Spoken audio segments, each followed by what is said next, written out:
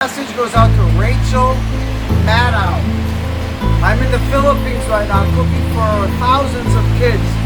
10 countries in 10 years. Joey's food fight. I've already been to Cambodia and Mexico and all over the U.S. I cook specifically in Chicago. I'm in the Philippines, heading back to my third trip to Cambodia. Last year I cooked for the soldiers of Ukraine. Rachel Maddow, my politics are all over the map, but I'm leftist in me. Laking And tuwa I hate ng both sides. magulang I mo would love at ang kamay right now nila we're cooking for 300 kids. Chicken from the local market. I watched them get butchered.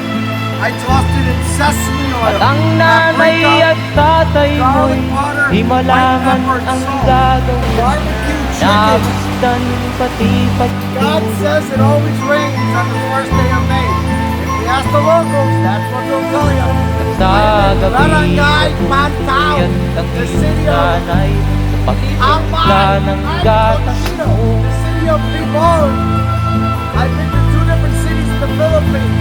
Sa umaga na may talong ka My ng dream iyong is to be on the namang show huwag and tuwa. talk the truth about what these people work for. Maybe 10,000. Ngayon nga ay malaki ka na, nais mo'y maging malaya, di man sila payag, walang gana. Joey's food fight. Ikaw nga